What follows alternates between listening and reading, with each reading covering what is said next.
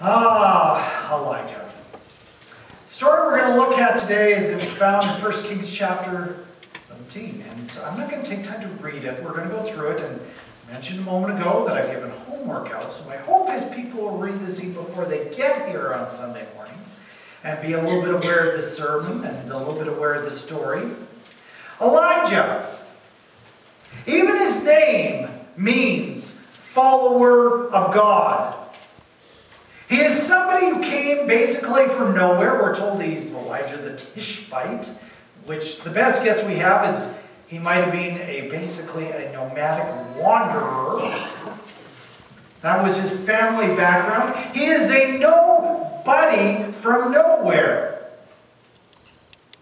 But God gets hold of his life and he does some pretty incredible things. And the most incredible thing, as I go through all the things that the Bible tells us about Elijah, is something that we looked at last week. And that is in the book of James in the New Testament, which of course is hundreds and hundreds of years later. It says Elijah was just like us. And we can read the stories that we're going to look at today and think, wow, he is nothing like me. But actually, I think we're going to discover he has a lot in common with us. And then one of those things is that God sometimes needs to get a hold of his life because we all need provisions from God, but sometimes we do not understand how God acts in our lives. And we, like Elijah, need to be people who discover to trust in the unseen plans of God. It's hard for us to sometimes know what God is up to in our lives. And it was just as true for Elijah as it is for us. Elijah first comes onto the scene. He is sent by God to go confront the king, a gentleman by the name of Ahab, who was a powerful king at a time in history where Israel is seeing incredible financial success, where they are politically very strong, where everything seems to be going well, except for this. They kind of like the idea of God, but they also really like the idea of all these idols. All these foreign gods who let them chase after things like money, like lust. God doesn't want us chasing after other gods. God wants us to be single-minded in chasing him. And so Elijah is sent to Ahab and has said, you go to Ahab. You tell him that his economic base, gone. You go tell him his prestige is going away. You go tell him that it ain't gonna rain for 3.5 years. How'd you feel that announcement came out? Now 3.5 weeks without rain right now, we'd go for that, wouldn't we? I think right now we could go for, we certainly could go 3.5 months. We got a little snow at the end of that time. But 3.5 years? That sounds pretty scary, doesn't it? Particularly, I mean, kind of like Viking, we kind of get the repercussions of that. And for the king to hear this message at a time of great economic power, of a time where the king is secure and feeling prestigious, to hear that everything is going to be undercut is a pretty terrifying message. And Elijah goes and brings this message to the king, and guess what? He survives. That's probably the biggest miracle of the entire story today. You generally think the king would bring repercussions. Elijah goes and he confronts the king successfully, and it is his first great victory. God's now going to make it hard for Elijah. He's going to have to learn something about an unseen plan. Elijah goes to do good. Now, if I was in Elijah's shoes, I'd be saying to God, okay, God, I brought them all one against this Ahab. Knock my watch off. I shouldn't punch into my hands, I guess. I brought this blow to Ahab. I should keep at it, right? Maybe I should go to his Minister of Finance next. Maybe I should go to these priests of these idols next. Maybe I should go and I should do this. I can keep winning victories for you. Or maybe I should stay in Ahab's court. Maybe you have big plans for me. Maybe I should be taking over the kingdom, as a matter of fact. I've confronted the king. Keep me at it. Let's keep the fires burning here. Instead, God next sends Elijah not to the palace, not to the kings, not to the places of power. He says, I want you to go to a little brook called Kerith. Kerith. Names are often very important. Now, we don't know anything about this brook. It probably doesn't even exist anymore. It was probably nothing more than a trickle of water. But its translation is, it is a place that is cut off. Because Elijah is immediately cut off from his success and his power and all that to go into a place of isolation and exile where there are no other people. How do you follow God? Follow God and making a difference in this world if God sends you to a place where there's no people? Why would he do that? Why would he send him off? Does God still have a plan for Elijah? In fact, Elijah gets there and he very quickly discovers there's no food to eat here. It's kind of the desert. You may know the story of how Elijah gets fed. Looks up in the sky one morning, starts to see a little dark cloud. As the cloud gets closer, it's not so much a cloud, it's a flock of birds. In fact, a flock of birds that were unclean to the Jewish people. They were ravens. Anybody here like to see ravens? Big, ugly birds, aren't they? Noisy. But they've all got food in their mouths. Now, for the kids who have not gone to children's church,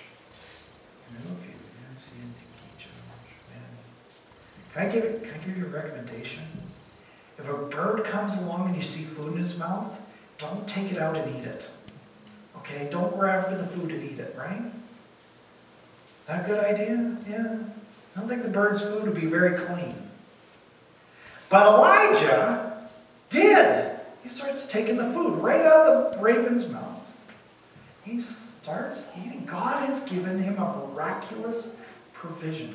Yeah, I see a few mouths kind of scrunched up thinking this sounds gross. It does to me too, but I guess if you're starving, beat starving.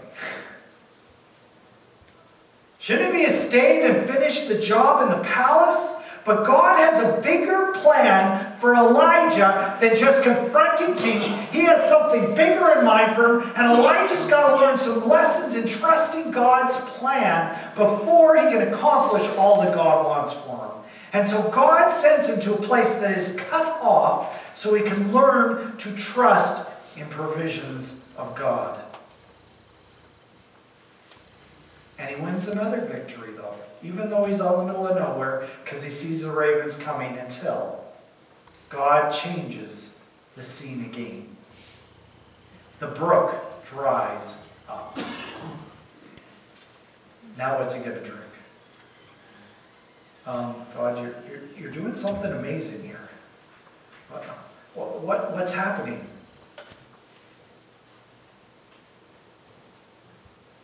He's gotten comfortable with the ravens coming each day. He's gotten comfortable being out in the desert. And God takes away the provision that he's given and sends him somewhere new. I was reading not too long ago the story of a gentleman by the name of Suri. He was a young man in India. Suri grew up in the city. And he loved elephants. Never saw one, because he grew up in the city, even though he lived in a country where there are elephants.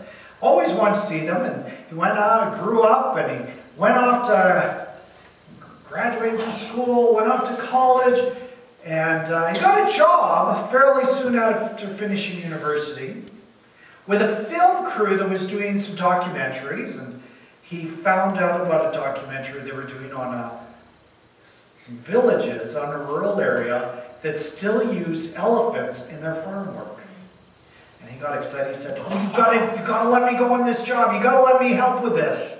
And he got all excited with this, and so they agreed, and he went off, and he spent the first day there at this village. They used about 100 elephants in their farm work, and they got there just after the farm work had started in the morning. They spent the day filming. Oh, he was so excited, he said, he wrote. And he learned all about elephants doing farm work all day, and he saw these 100 elephants working. And they got to the end of the day, and the work was done. It was time for everybody to go home and have supper. And they bring the elephants back to the village, and he asked, "So what did the elephants do? Did you just let them roam loose all day?" And they said, no, you can't let elephants roam loose. They trample all the gardens. That'd be a big problem. So he went with them as they went, and they walked towards this rickety old fence that was about ready to fall over. He said, "I probably could have pushed it down a little, maybe with one finger." And he said, then the farmers went out, and they got some little tiny frayed rope.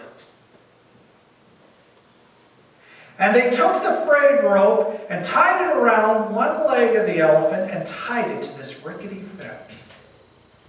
He said, "I could have broke the rope. I could have knocked over the fence. What are they doing?" I mean, he expected these metal chains and metal poles, and he asked them about it. So, what good does this do? And the reply came back that when an elephant is really young and they're trying to train it, they will take a nice rope and tie it to something very secure, and the elephant learns it cannot escape. And then he says, once the elephant has learned that it cannot escape, it does not matter how thin the rope is or how rickety the fence it's attached to. It has in its head that it cannot escape. It cannot move. And because it is trapped in its head, it will not even attempt to do it. You know, sometimes we get something stuck in our head that this is the way that things are, and we cannot mentally or spiritually escape what is around us. And sometimes God does need to shake things up so that we can continue to learn lessons. We become like these elephants that just assume that this is the way it's always been, it's the way it always will be. That this is just the way my life is, and I can't be anything more than this. Or this is what we can accomplish, and we cannot accomplish more. And sometimes God has to come and change the scenario for us. Elijah, I think that's exactly what is happening in this story. God has him win this victory in front of the king. He takes him away. He sends him off to this brook. He sends ravens, but he has to take that away because Elijah needs to keep learning some lessons. God does not always work in the same way, and the brook runs dry. I read at the beginning of this service from Psalm 75. It is a remarkable psalm in which the psalmist, a gentleman we just know him as a son of Asaph, is at a time where Israel has been destroyed. Jerusalem has been destroyed. The Babylonian conquerors have come in and destroyed the temple and destroyed the worship in the city. What's going on? How can you godless take over. Don't you understand that we have a temple here to look after? That we have festivals we're supposed to watch over? And we do your work, right? How is it you can come and take away the things that we're doing? And the answer in Psalm 75 is, you've forgotten the heart of it. And really, that's what it's all about when God comes along and He takes away the temple and He takes away their holy city. He says, you've forgotten the heart of it. I've got to shake things up because you forgot the reality. You've forgotten me. It's not about looking after a building. It's not looking after the holy days. And it's certainly not about the fact that you are comfortable in your traditions, because it's not about being comfortable. So what is God's plan? God's plan is to change who we are. To sometimes cut us off from the places where we've seen success, so that He can take us to a place where we are refined. Elijah leaves the brook.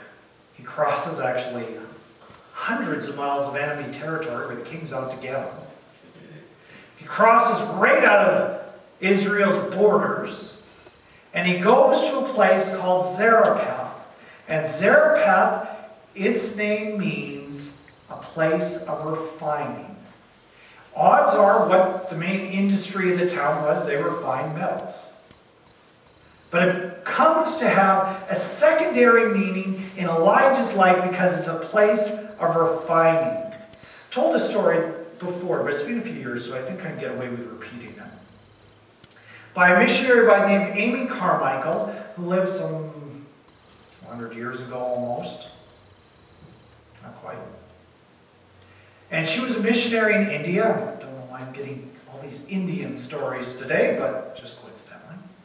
She was a missionary there, and she talked about taking basically a Sunday school class. It's not like a thing, but taking all the kids from the church to a place where they refined gold. A place where they refined gold. And they would take the raw metals, she said, and put it over a fire and heat it up to a low temperature, low enough that it started to melt.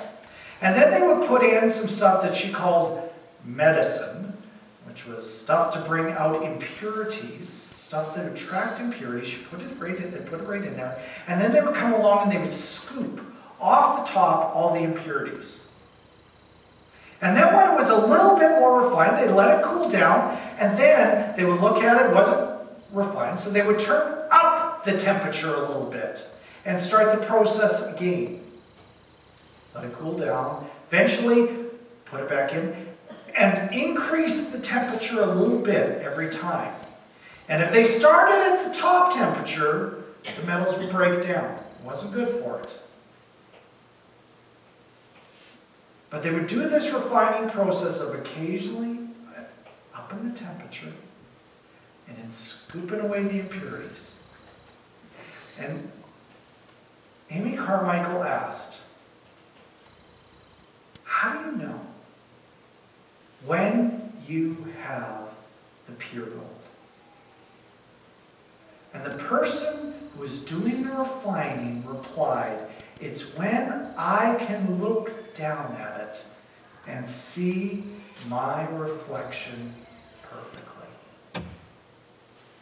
That is God's refining process.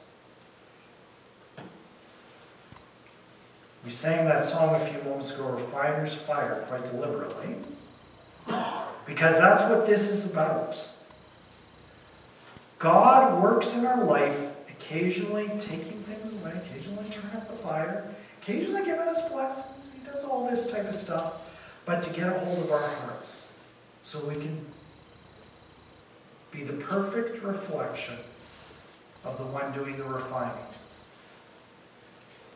James chapter 4 is talking about us. You desire but do not have. You kill, you covet, but you cannot get what you want. So you quarrel and fight. other words, we all have things in our hearts we desire higher than God's purpose. You do not have because you do not ask. When you ask, you do not receive because you ask with the wrong motives. You may spend what you get on your pleasures. In other words, James is trying to say there are all sorts of reasons that our wills get out of line with what God wants. And God does not want us just to get what we want. He wants us to grow. And Elijah is learning this lesson. He's not power. He can ask for big things. But he's got to learn of God what God's will is. So he goes to this place we're finding. He ends up meeting this widow in this town. Says, can you feed me? She laughs. You don't know there's a drought on? I got enough that I can feed me and my kid one time, and then we're gonna end up starving to death. And he says, don't worry about it. Feed me, then go feed yourself. There'll be enough.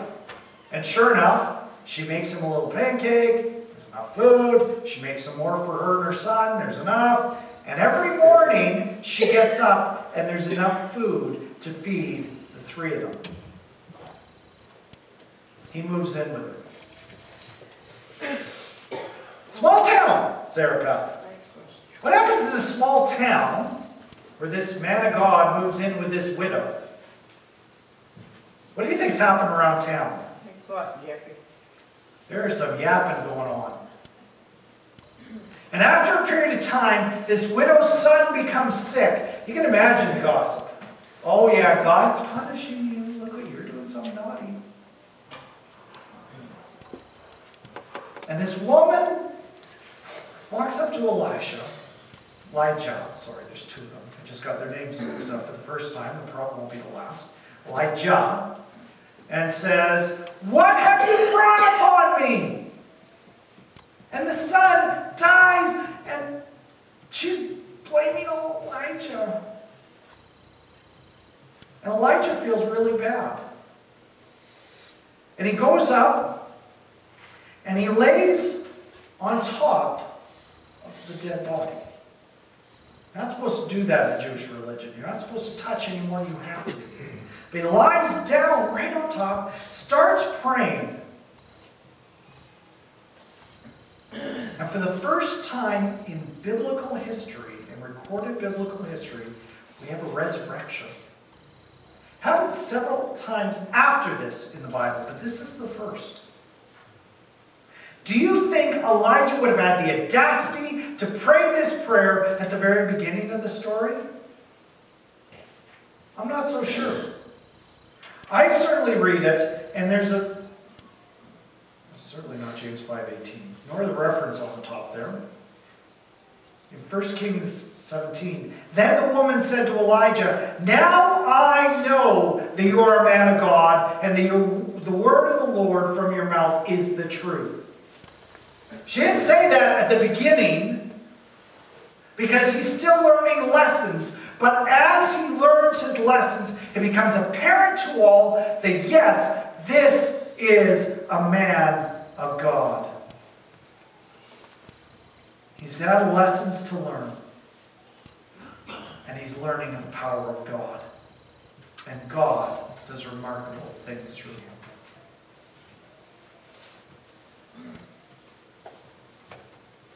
One of the verses I had you read, and some may have wondered why, was this one out of Psalm 23. Again, I mentioned this. A few years ago we did a sermon series on the 23rd Psalm. And in it we said, it's all about shepherding from beginning to end. And in the last verse it says this, surely your goodness and love will follow me all the days of my life, and I will dwell in the house of the Lord forever. If this is a shepherding psalm, there's two interesting words at the beginning of this verse. One is goodness, and one, this version translates as love. It is actually a remarkable word in the Hebrew that means it's kind of a mixture of love and kindness and mercy, kind of all mixed together. It gets translated all sorts of ways. We don't have a word this powerful in English. but goodness and this loving kindness. And if this is a psalm about shepherding, really, these two attributes of God, goodness and loving kindness, are the shepherd's sheepdogs. It's not just follow, as this translation has, it's they're going to chase after you. That's literally what it says. They're going to chase after you. Now, I've got a sheepdog. Do you think the sheep always like the sheepdog? Are they always pleased that they're getting chased by a sheepdog? They take away my freedom. They don't let me do what I want. Not that sheep really talk, but you know. You may not always like the sheepdog, but are they for your good? And when we're chased down by the goodness and the loving kindness of God, it is taking us to a place we need to go. Elijah, do you think he wanted to flee a drought? Live by a little brook? By a little creek? Fed by ravens? Probably not, but he had to learn a lesson. Go out to this town of refinement.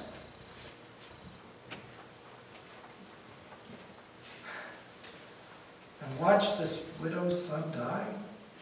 Think he wanted that?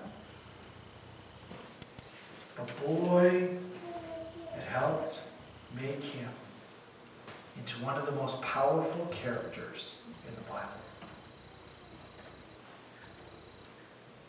He had to learn to trust in the unseen plan of God.